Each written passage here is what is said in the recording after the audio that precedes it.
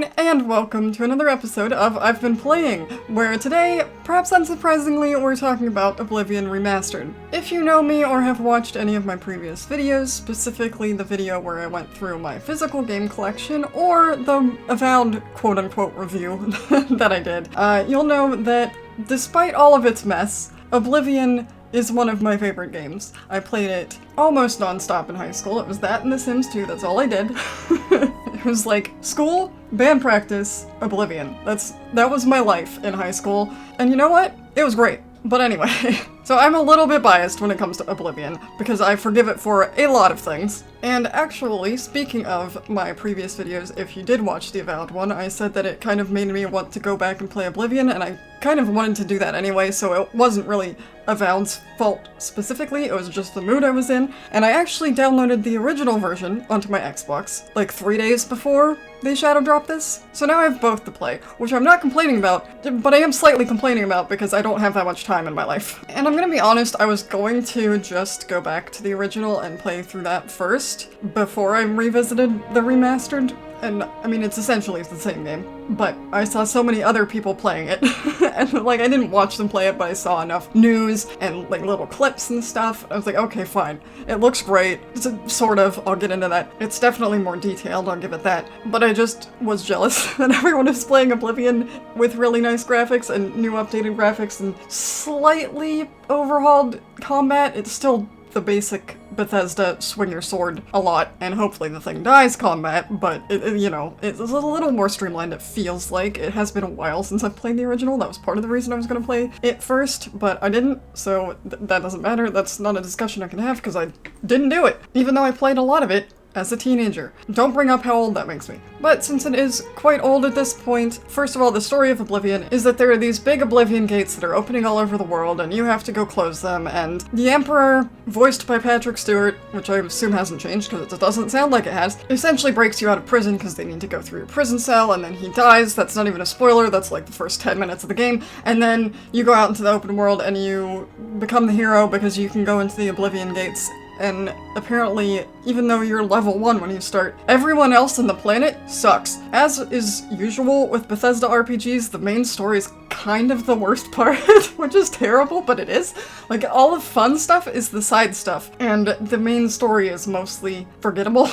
The Oblivion gates themselves are fine. They're not super fun or anything, they're very repetitive. There are a lot of them. I'm pretty sure there are only a few you have to do for the main story, and you're told that over the course of the main story. And I'm debating whether to just do the main story and get it out of the way so that I can focus on other stuff, but I've kind of started the Fighters Guild quest already, and like I've joined the Mages Guild as well, and I need to join the arena. And what I do is, when I play Oblivion, because I've played it several times, or at least attempted to play it several times, is I always join every single faction, and then just do them from most boring to least boring. And this has all the DLC stuff too, so it has the Shivering Isles, which is probably by far the best part of Oblivion. It's the best, most well-realized kind of side content, and it introduces this whole new area, whole new mission, a bunch of cool new weapons. I can't get into the Shivering Isles, I don't remember what I have to do. The stupid gate wouldn't let me in, but it's fine. I'll get there eventually. But yeah, that's the main thing. And then you've got all your side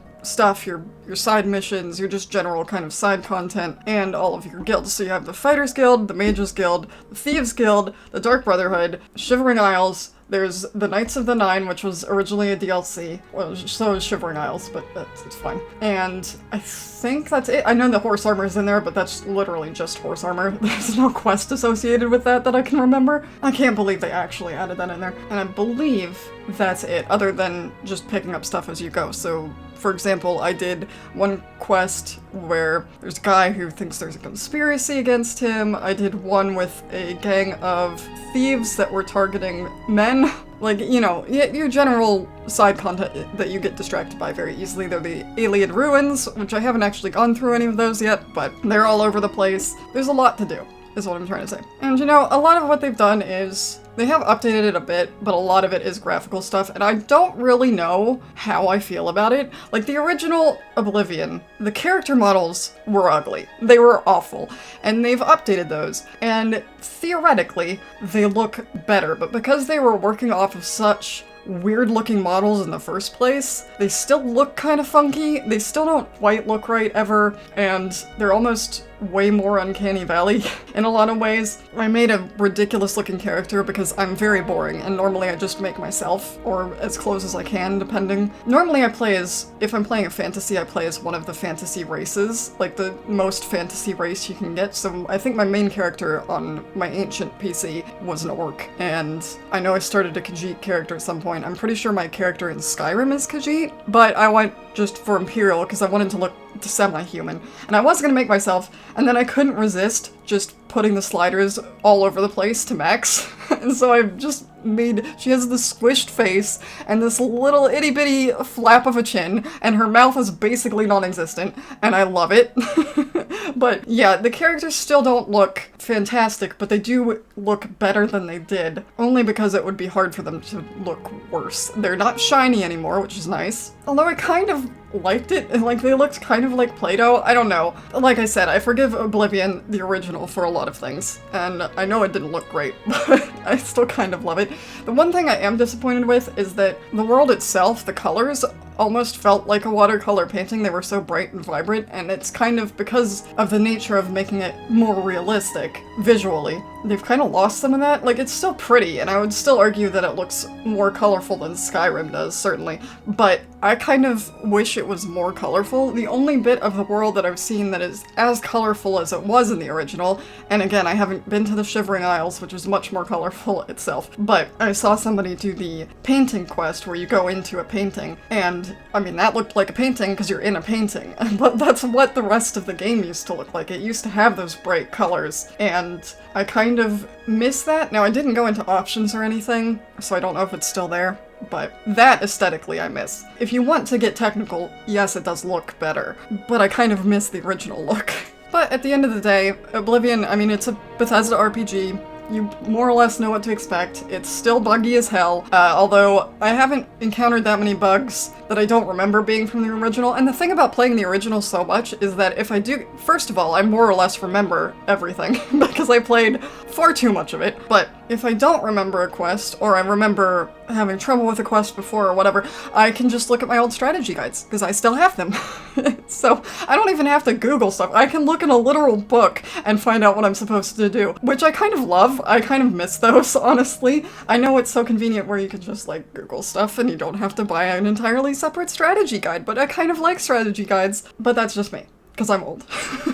But what I was trying to say, and I don't think I said this, is that I remember more or less how each quest line is supposed to go, and if I get stuck or something, I can kind of just figure out what I'm supposed to do, but I don't think a lot of it is actually intuitive if you haven't played it before, so that might be a problem for somebody who's not played the original, or didn't play it as much as I did, or whatever. There are some quirks, let's say, that are not going to be obvious how to avoid or fix or whatever, which might cause some problems. And obviously, if they were remastering the game, you'd kind of hope that they'd fix those, but they didn't. And mostly it hasn't been bothering me. There was one glitch where I had to go get an item before it registered, even though it didn't seem like I had to do that. And I don't remember if it was like that in the original, but whatever, I did it. And probably some other things, just some general Bethesda RPG jank that isn't super glitchy. The one major problem is that I didn't think it was saving, and when I tried to save, it looked like it was deleting my saves. But it didn't,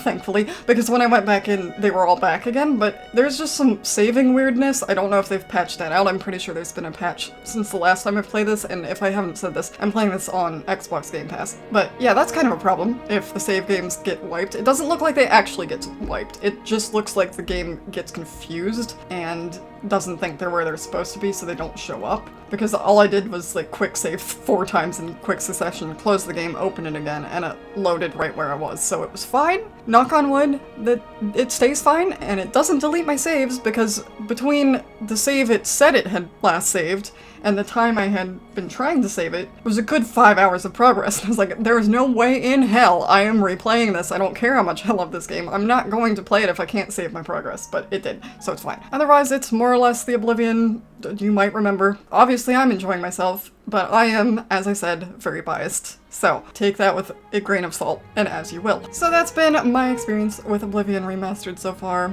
and as I said, obviously, I'm enjoying myself, even though I haven't played it in a few days, just I don't have the time. But let me know what you think of it down in the comments down below, if you've played it, if you played it previously, if you're as old as I am, or have you had any issues? I know it's very buggy, I'll forgive it, just because I know how to play it. So anyway, let me know your thoughts in the comments down below. Leave a like if you enjoyed this, and subscribe, and I will see you next time.